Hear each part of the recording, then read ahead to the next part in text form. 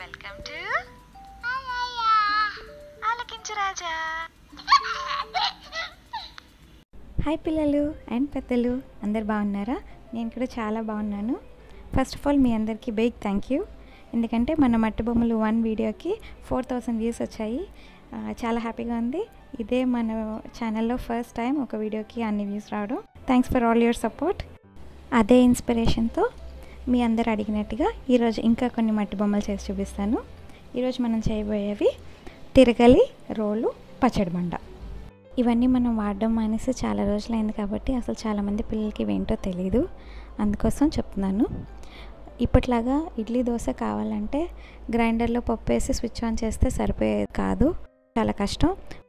First మినపగుళ్ళు తిరగల్లో వేసి తిప్పితే మినపప్పు వస్తుంది. అది నానబెట్టుకొని రోట్లో వేసి పత్రంతో ఇలా రుబ్బుకునేవాళ్ళు. ఆ వచ్చిన పిండిని తీసి దాచిపెట్టుకొని తర్వాత చట్నీ పచ్చడి బండతో రోట్లో నూరుకునేవాళ్ళు అనమాట. లాస్ట్ వీడియోలో బొమ్మలు మట్టితో చేసి చూపించాను, ప్లేడౌతో కూడా చేయొచ్చు అని చెప్పాను కాబట్టి ఈసారి ప్లేడౌతో చేసి చూపిస్తున్నాను. ఇవన్నీ చేయడానికి కావాల్సినవి కొంచెం ఆయిల్, తర్వాత ప్లేడౌ నేను రెండు తీసుకున్నాను. ఒక టంబ్లర్ కూడా కావాలి, ఇలాగ కోన్ షేప్లో ఉండేది. ఒకవేళ మీ దగ్గర ప్లేడౌ డబ్బా లేకపోతే నేను మామూలు స్టీల్ టంబ్లర్ అయినా తీసుకోవచ్చు. ఇలాగా ఎంత కోన్గా ఉంటే అంత మంచిది. తర్వాత ఇంకా కావాల్సినవి ఒక క్యాప్ కావాలి. నేను ప్లేడౌ క్యాపే తీసుకున్నాను, మీరు వేరే ఏదైనా క్యాప్ తీసుకున్నా పర్వాలేదు. తర్వాత ఒక స్పూన్ కావాలి, ఇది జస్ట్ లాస్ట్లో ఎడ్జెస్ క్లీన్ చేసుకోవడం కోసం అంతే. ఒక క్యాప్ చిన్నది పేస్ట్ క్యాప్ కానీ అలాంటిది కావాలి ఒకటి, అంతే, ఇంకేం అవసరం లేదు. ఫస్ట్ కొంత ప్లేడౌ తీసుకుంటున్నాను, దాన్ని మంచిగా మిక్స్ చేసుకుంటున్నాను. మీరు ఒకవేళ మట్టితో చేస్తుంటే కనుక మట్టి ఎలా కలుపుకోవాలో లాస్ట్ వీడియోలో నేను చూపించాను. అది ఒకవేళ మీరు చూసి ఉండకపోతే కింద డిస్క్రిప్షన్లో లింక్ ఇస్తాను, అక్కడ చూడండి. ఇప్పుడు నేను ప్లేడౌతో చేస్తున్నాను. అది మంచిగా మిక్స్ చేసుకొని ఇలా ఒక బాల్ లాగా చేసుకున్నాను. తర్వాత కప్పు తీసుకొని దానికి లైట్గా ఆయిల్ అప్లై చేసుకోండి. కొంచెం ఎక్కువ అప్లై చేసినా మంచిదే, ఈజీగా వస్తుంది పిండి బయటికి. ఇప్పుడు ఈ బాల్ని అందులో ప్లేస్ చేసి, అది ఫుల్గా రావసరం లేదు, లాస్ట్లో కొంచెం వరకే వస్తుంది, అక్కడ వరకు ప్రెస్ చేయండి చాలు. ఎక్కువ ప్రెస్ చేయవసరం లేదు, జస్ట్ ఫిల్ చేస్తే సరిపోతుంది. ఈ కప్పు ఎంత కోన్ షేప్లో ఉంటే అంత బాగా వస్తుంది మనకి. ఇప్పుడు ప్రెస్ చేసిన తర్వాత దాన్ని తీయడం కోసం లైట్గా ఎడ్జెస్ లూజ్ చేయడానికి స్పూన్ బ్యాక్ సైడ్ జస్ట్ అట్లా ప్రెస్ చేయండి లోపల. ఇది ఒక 3-4 ప్లేసెస్లో మాత్రం మనం ప్రెస్ చేస్తే సరిపోతుంది. మట్టి అయితే అంత కష్టపడవసరం లేదు, ప్లేడౌ అంత ఈజీగా రావట్లేదు కాబట్టి కొంచెం ఇట్లా ప్రెస్ చేసి తీసుకుంటే బయటకు వచ్చేస్తుంది. ఇప్పుడు ఇది షేప్ మనకు కొంచెం కోన్ వచ్చింది, కొంచెం ఎక్కువగా కావాలి కాబట్టి మనం 2 ఫింగర్స్ మధ్యలో పెట్టుకొని ఎడ్జెస్ లైట్గా సరి చేసుకోవాలి కోన్ షేప్ వచ్చేలాగా. ఇలా ఫింగర్స్కి ఎడ్జ్లో పెట్టుకొని పై పార్ట్ని డిస్టర్బ్ చేయకుండా కింద పార్ట్ని మాత్రం మనం లైట్గా ప్రెస్ చేస్తే ఎక్కువ కోన్ షేప్ వస్తుంది, కొంచెం ఫ్లవర్ లాగా వస్తుంది. దాన్ని కింద కొంచెం ఎక్కువగా సరి చేసుకోండి, మనకు కావాల్సిన షేప్ వస్తుంది. ఇప్పుడు దీన్ని ఇలా 2 సైడ్స్ కింద లైట్గా ప్రెస్ చేయండి చేతిలో పట్టుకొని. ఇప్పుడు ఇందులో మనం పేస్ట్ క్యాప్తో చిన్నగా హోల్ పెట్టుకోవాలి. ఇది లాస్ట్ వరకు అవసరం లేదు, హాఫ్ వరకు వెళ్తే చాలు. పేస్ట్ క్యాప్కి ఆయిల్ రాసుకుంటే ఇంకా మంచిది, హాఫ్ వరకు వస్తే సరిపోతుంది. తీసేయండి. ఆ మధ్యలో పార్ట్ క్లియర్ చేసేసుకోండి స్పూన్తో.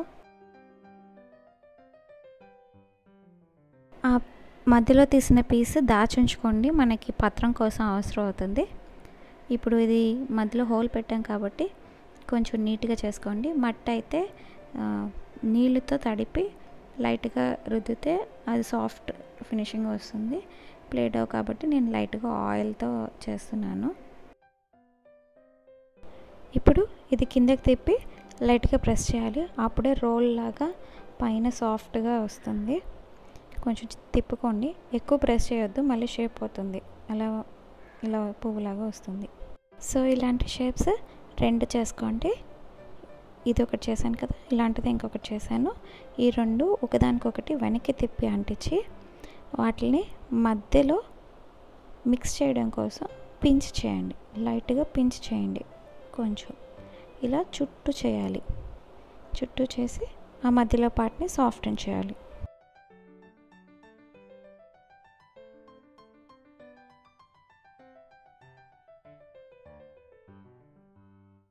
తర్వాత ఆ రెండు స్టిక్ అవ్వడం కోసం లైట్గా ప్రెస్ చేయండి, ఎక్కువ ప్రెస్ చేయొద్దు. అంతే, మన రోల్ రెడీ అయిపోయింది. దీనికి కొంచెం డెకరేషన్ చేద్దాం.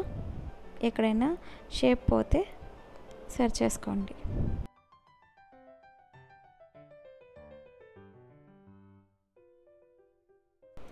ఇందాక అందులోంచి తీసిన 2 పీసెస్ ఉన్నాయి కదా, రెండిట్లోంచి అవి 2 కలిపి పత్రం తయారు చేద్దాం.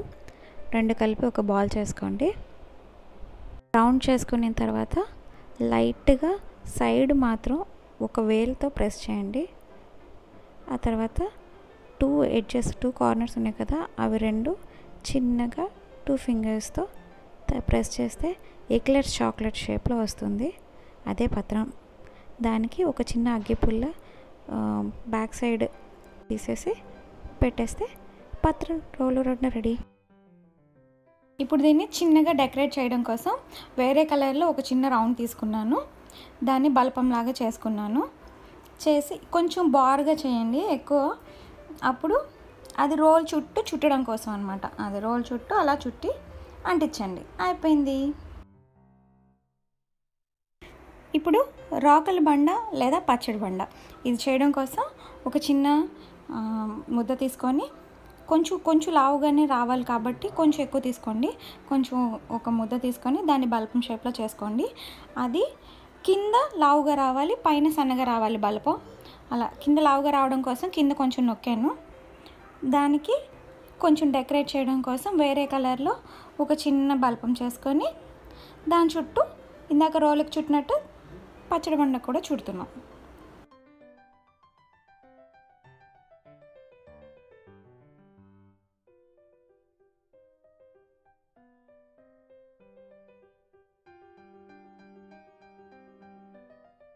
ఇప్పుడు రోలు, పత్రం, పచ్చడి బండ ఇవన్నీ తీసి పక్కన పెట్టేసుకుందాం.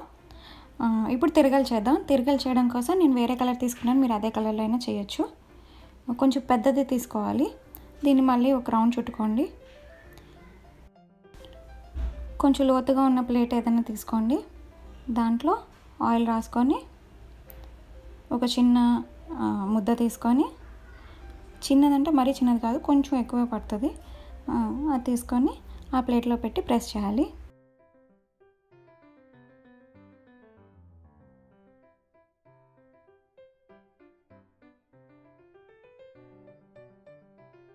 ఇప్పుడు దీన్ని ఇందాక గ్లాస్లో తీసినట్టుగా లైట్గా స్పూన్తో సైడ్ని కొంచెం లూజ్ చేస్తే బయటకు వచ్చేస్తుంది.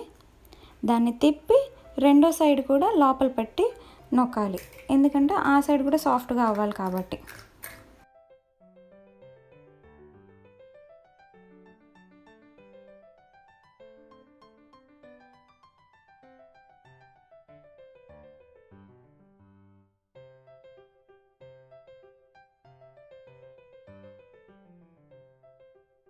ఇలాంటి బిస్కెట్లు 2 కావాలి మనకి. ఇప్పుడు ఒకటి చేసాం కదా, ఇలాంటిది ఇంకొకటి చేసి రెడీగా పెట్టుకోండి.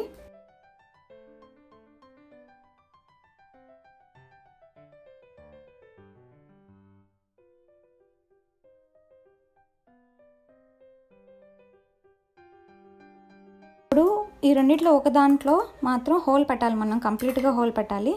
దానికి వేలుతో అయినా పెట్టచ్చు, లేదా క్యాప్ వెనక్కి తిప్పి, పేస్ట్ క్యాప్ ఉంది కదా దాన్ని వెనక్కి తిప్పి చిన్న సైడ్ ఏటైతే ఉందో అందులో దాంతో అయినా పెట్టచ్చు. ఇలా ఈజీగా వచ్చేస్తుంది క్యాప్తో అయితే.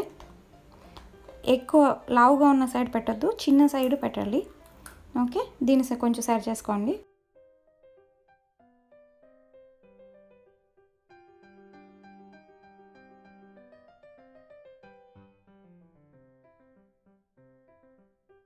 ఈ రెండో బిస్కెట్కి కంప్లీట్గా హోల్ పెట్టకూడదు, ఓన్లీ హాఫ్ వరకే పెట్టాలి. హాఫ్ వరకు మాత్రమే జస్ట్ చిన్నగా మార్క్ చేయండి, అంతే సరిపోతుంది. కొంచెం మాత్రం పిండి బయటికి తీయండి, ఎక్కువ కాదు. కంప్లీట్గా హోల్ రాకూడదు, హాఫ్ మాత్రం రావాలి.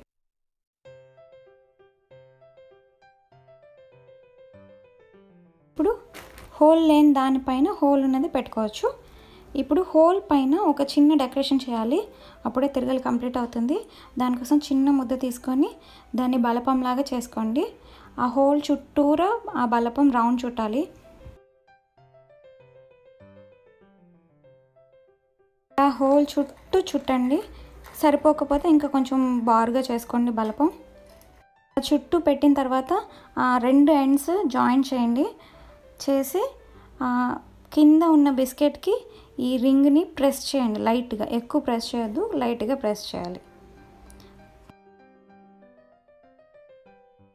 తిరగలికి ఫైనల్ టచ్ ఒక చిన్న అగ్గిపుల్ల హాఫ్కి కట్ చేసుకొని దాన్ని ఒక సైడ్ ఎక్కడైనా గుచ్చండి. కంప్లీట్గా కిందకి రాకూడదు, హాఫ్ వరకు వస్తే చాలు.